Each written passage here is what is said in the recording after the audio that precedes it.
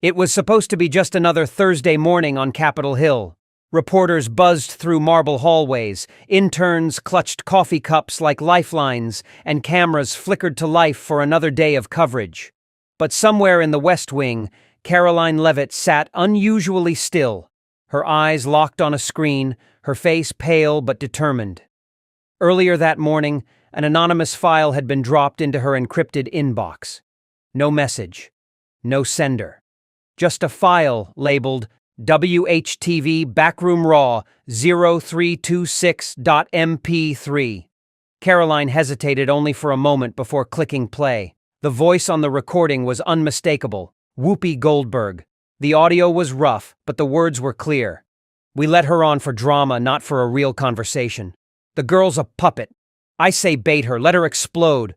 Makes better clips. That's how you handle someone like her. Karoline froze. She knew immediately what this was. A backstage moment from The View, likely never meant to see the light of day. But it wasn't just the mocking tone. It was the intent. They had invited her on not to debate, but to embarrass her, to break her.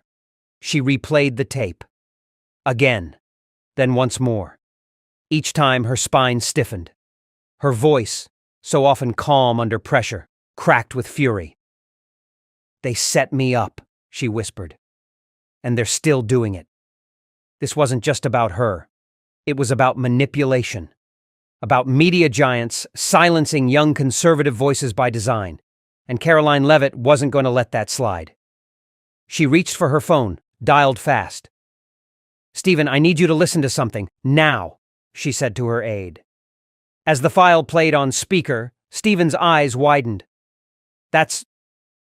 "I know exactly who it is," Karoline cut him off. "And this is going public." "Are you sure? I mean, this is huge." Karoline's jaw clenched. "They used the spotlight to corner me. Now I'm turning that same spotlight right back on them." Outside, the sun rose over D.C., but inside, a storm was brewing. Not the kind that made headlines, yet. But Karoline was done being polite. She uploaded the audio to a secure drive and started drafting her statement. She wouldn't scream. She wouldn't threaten. She'd let the truth do the talking. And this time, it would speak louder than Whoopi ever had. Karoline stared at the blinking cursor on her laptop screen. Her fingers hovered above the keyboard, not from hesitation, but precision. This wasn't going to be some viral rant. It had to be something more, measured, calm, and devastatingly effective. That was her power. That's what they never saw coming. She typed, "Last week I was invited onto The View. I expected disagreement. I expected pushback.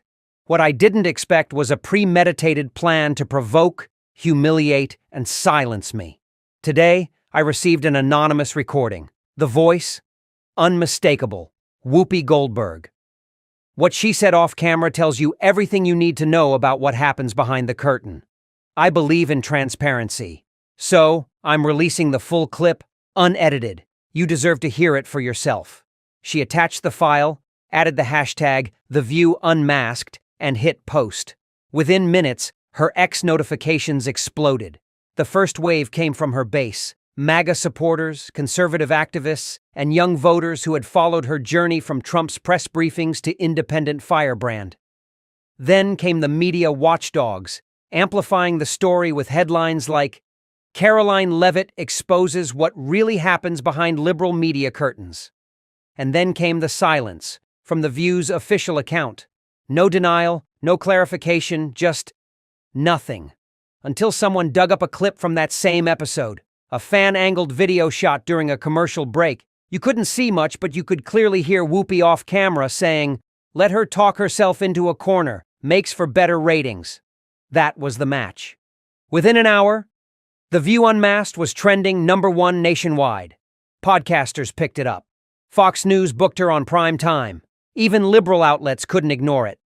Backstage at ABC, panic brewed. Producers huddled around screens. Whoopi stood with her arms crossed, jaw tight, watching the clips circulate like wildfire. She didn't speak, but her silence said everything. And Karoline? She didn't gloat. She didn't post a second video. She waited. Because sometimes the most powerful move is to let the truth echo, while your opponents scramble to catch their breath. By the next morning, Karoline Leavitt's name was everywhere, from morning talk shows to primetime panels, but not all the coverage was celebratory.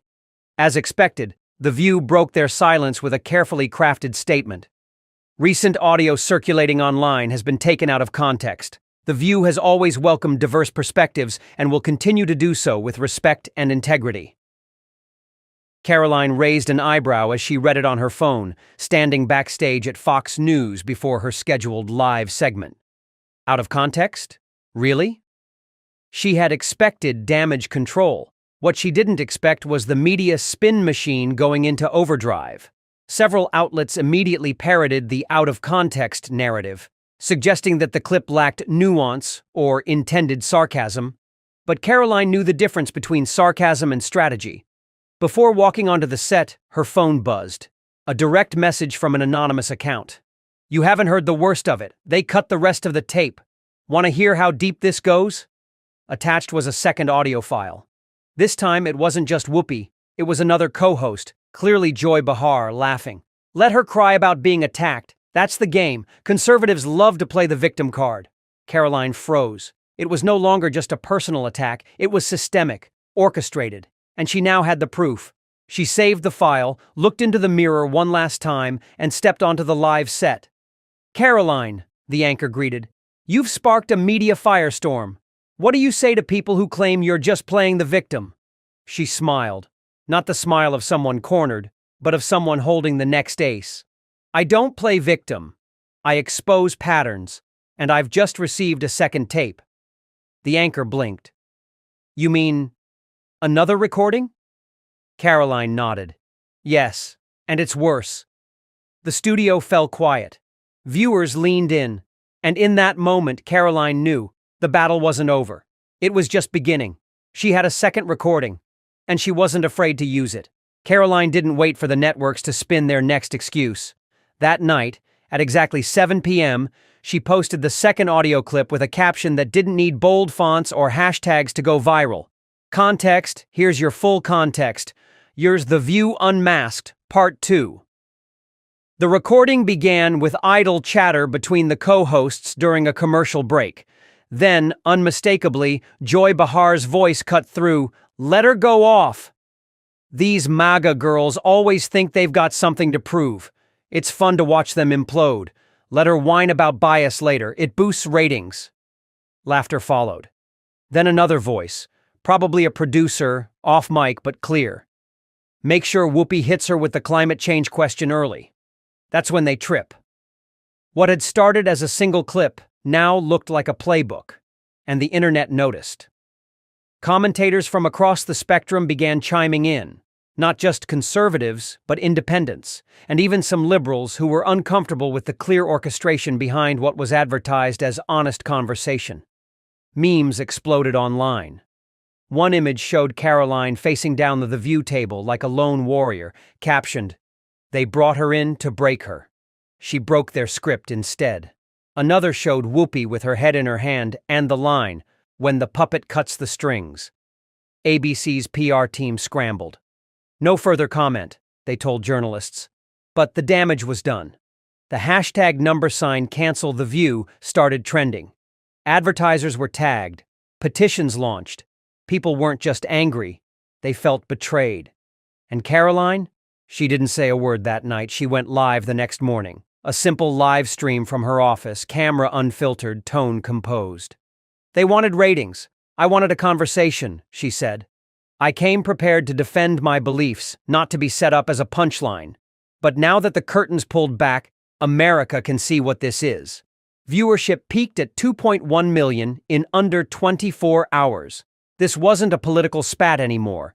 It was a cultural reckoning, and Karoline Leavitt was at the center of it. Inside ABC headquarters, the mood had shifted from damage control to full-blown crisis. Producers gathered in hushed tones behind locked doors. Every second that passed without an official response gave Karoline's narrative more oxygen, and she wasn't wasting a breath. Whoopi Goldberg had canceled her public appearances for the week. Joy Behar was on vacation. And The View's next episode aired with noticeably altered energy. No applause, no audience cutaways, just a studio filled with tension thick enough to slice with a knife. Karoline, meanwhile, was gaining something no PR team could manufacture: credibility. Her silence between posts wasn't hesitation. It was discipline. Every new revelation hit like a thunderclap because it wasn't drowned in noise. She had flipped the script on the people who had tried to script her downfall. But behind the scenes, there was more. A young intern from ABC's production team messaged her anonymously. The note was simple. "There's video too. They recorded rehearsals. Check your inbox." One clip attached. Karoline opened the file. The footage showed a closed-door prep session. Co-hosts seated around a table with cue cards, mock questions, and strategy notes. In the center of the table, a printout of her social media posts, highlighted, underlined, annotated with comments like, "Push her on immigration, gets flustered. Don't let her use the phrase freedom of speech. Talk over her." It was a hit list. Prepped, planned, personal. Karoline sat in silence, jaw tight, eyes locked on the paused frame. They hadn't invited her for a discussion. They had orchestrated a demolition. But they forgot one thing. She wasn't just some talking point. She was trained, hardened, strategic, and now she had proof.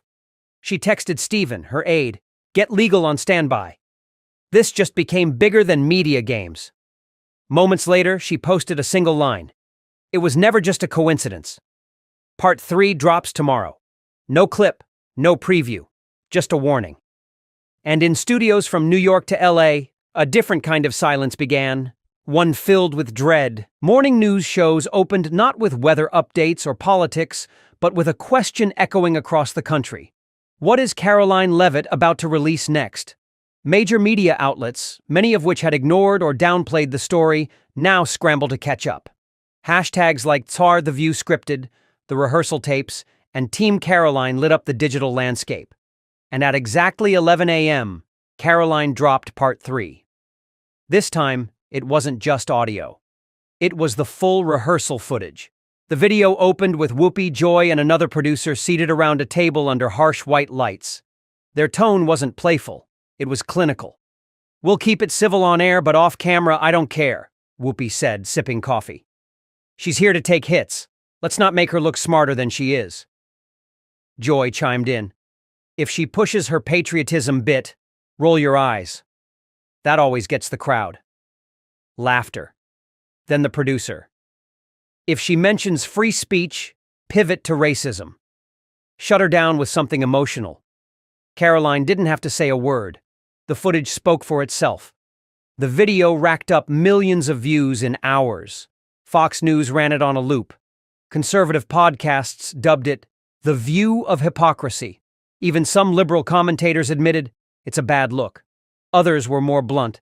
"This is manufactured bullying, not journalism." ABC's legal department issued a cease and desist request. Karoline ignored it. Instead, she held a press conference outside the Capitol steps, wearing a deep navy coat and her signature silver cross. "I walked into that studio to have a conversation. They walked in with a plan to dismantle my reputation," she said calmly, facing a wall of flashing cameras. She continued, "This isn't about me anymore. It's about every young person who's ever been invited into a room only to be mocked, humiliated, and silenced. I'm just the one who decided to hit record." The crowd erupted in applause. This wasn't just a media clash anymore. It was a turning point, and Karoline Leavitt was leading it. The video had done more than expose a rehearsal. It had triggered a cultural aftershock. In the hours after Karoline's press conference, national conversation pivoted. People weren't just debating media bias anymore. They were questioning how many other interviews were really just ambushes in disguise. Conservative voices began rallying behind her. But something else was happening too. Moderate liberals, even independents, started nodding their heads. It wasn't about politics anymore. It was about fairness. Karoline sat in her office late that night, scrolling through messages. A few stood out. "I didn't vote for your party, but you handled that with dignity.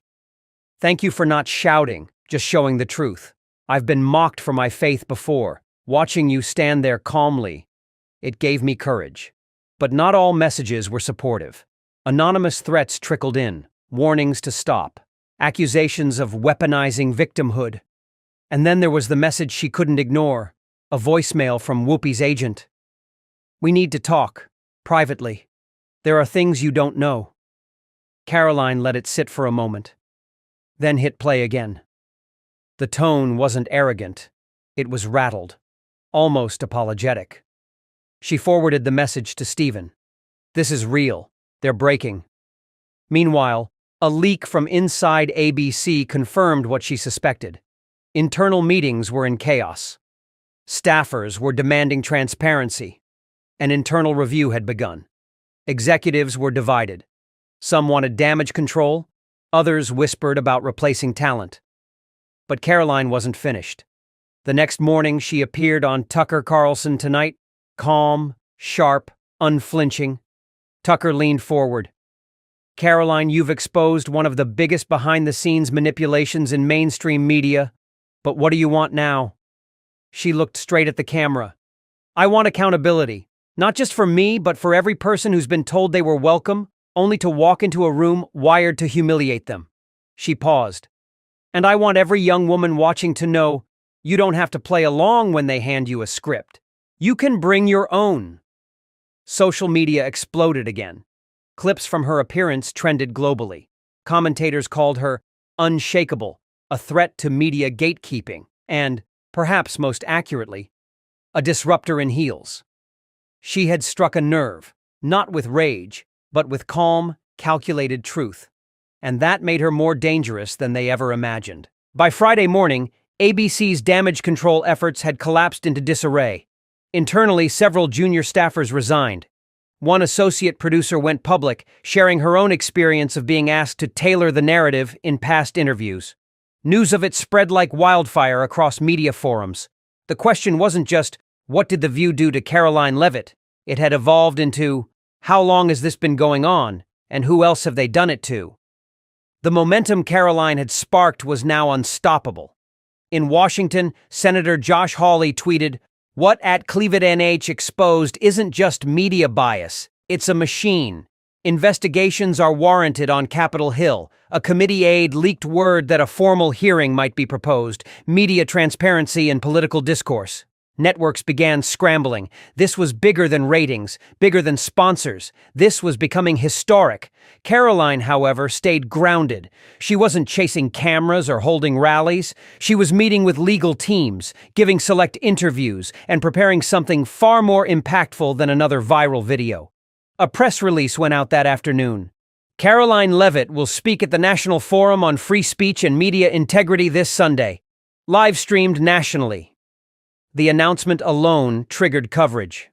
"She's taking this fight to a national stage," one CNN panelist murmured with concern.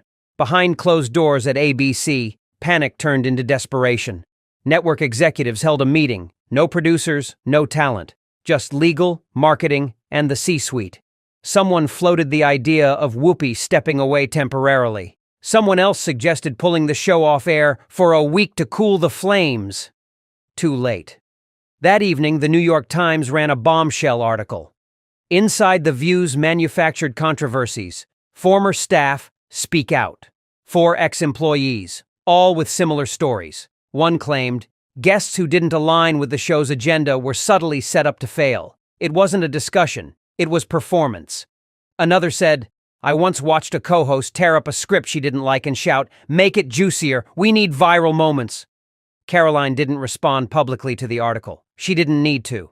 The tide had turned so drastically, silence now worked in her favor. Meanwhile, a quiet but profound shift had begun online.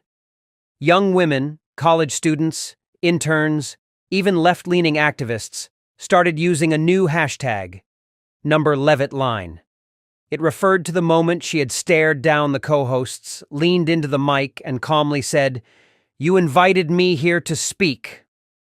I'm not leaving until I do." The phrase became a rallying cry, not just for conservatives, but for every young voice who had ever felt dismissed, cornered, or spoken over. And Karoline? She was just getting started. Sunday evening arrived with the kind of anticipation usually reserved for presidential debates. The National Forum on Free Speech and Media Integrity wasn't typically a ratings magnet, but tonight was different. The venue was packed. Live stream servers braced for record numbers. And in a moment that felt more symbolic than staged, Karoline Leavitt walked onto the stage wearing the same navy blazer and silver cross necklace she had worn the day she faced off on The View. Applause erupted the moment she appeared. She didn't gesture for quiet. She waited, calm, composed, until the room settled. Then she spoke. 10 days ago, I walked into a studio expecting a debate. What I got was a trap. What they didn't expect was that I would come with my own voice, my own facts, and a simple tool: record. The crowd leaned in. Let me be clear. This isn't just about me. It's about the young intern afraid to speak up because she knows her mic is muted. The student mocked for asking the wrong question. The faith-driven woman told to hide her values to keep her job. What I faced wasn't bias. It was a coordinated attempt to silence. She clicked a remote. Behind her, the infamous rehearsal footage played again, but now annotated. Quotes highlighted. Patterns shown. This was strategic humiliation, she said. And it happens more often than we admit. Not just in studios, but in classrooms, boardrooms, everywhere truth is replaced by narrative. Gasps echoed through the room. She turned back to the crowd. They tried to break me with shame, but I walked out stronger, with proof. Not because I wanted a fight, but because I refused to stay silent. At that, the crowd stood. A full minute of applause thundered through the venue. Reporters covering the event live whispered to each other. She didn't just defend herself, she reframed the conversation. After the speech, Karoline exited through a side corridor where a swarm of reporters waited. But she didn't stop to bask in praise. She turned to her aide, Stephen, and said, "It's not over. They'll regroup. We need to be ready." He nodded. "There's talk of hearings." She smiled faintly. "Then we testify." That night, clips from the forum exploded online, but one line became the centerpiece of every post, reel, and tweet. They scripted the show. I brought the truth. And with that, Karoline wasn't just trending. She was leading. By Monday morning, it was no longer just a story about The View. It had evolved into something bigger, a national moment of reckoning. Karoline Leavitt's speech at the Free Speech Forum didn't just dominate the headlines. It set off a wave of internal reviews across other networks, universities, and even major corporations. The question was no longer, what did ABC do? It had become, how many voices have been scripted, silenced, or sabotaged in the name of dialogue? In Washington, the Senate scheduled a hearing titled Bias and Manufacturing in Broadcast Media. Karoline was the first witness requested. Behind closed doors, ABC executives debated resignations. Legal teams prepared for inquiries. Publicists worked overtime to salvage reputations, but the court of public opinion had already rendered its verdict. Joy Behar released a brief statement claiming she regretted the optics. Whoopi Goldberg stayed silent. Karoline, meanwhile, prepared her notes, but not for revenge, for reform. She sat at her desk, staring at a framed printout of her now iconic phrase, "You invited me here to speak. I'm not leaving until I do." She whispered it once to herself, then stood up and walked to the Capitol hearing room. Cameras flashed. Protesters stood outside. But many waved flags, not of political parties, but of free speech itself. Inside the chamber, senators asked their questions. Karoline answered with composure, never flinching. "This isn't about ideology," she told the panel. "It's about integrity. If we can't trust the platforms where ideas are exchanged, we can't trust the conversations themselves." One Democrat even nodded. "We may not agree on politics, Miss Leavitt, but I respect how you handled yourself." She offered a calm smile. "That's all I ever wanted, a fair hearing. Not applause. Just honesty." When she stepped outside afterward, the press mob surged. But one young journalist broke through. "Karoline, what do you say to those who think you just got lucky?" She turned, expression steady. You don't luck into standing your ground. You prepare, you stay principled, and when the moment comes, you speak. That quote went viral by nightfall. The next morning, in homes across the country, parents showed their daughters clips from Karoline's speech. College professors assigned media ethics essays about the incident. A best-selling biography deal was quietly signed behind the scenes. Karoline didn't ask for any of it. She had only walked into that studio to speak, and because she didn't back down, America finally listened. In a world where noise often drowns out truth, one calm voice can still rise above the chaos. Karoline Leavitt didn't walk into that studio seeking fame or applause. She came with a conviction, to speak honestly, to defend what she believed, and to show that dignity doesn't require a script. They tried to corner her. They tried to humiliate her. But instead, she revealed something far more powerful than any insult or ambush. Unshakable truth delivered with grace. And in doing so, she reminded America that courage isn't about shouting the loudest. It's about standing your ground when they expect you to sit down. So the next time someone says, "You don't belong here," remember Karoline's quiet answer, "I'm not leaving until I speak."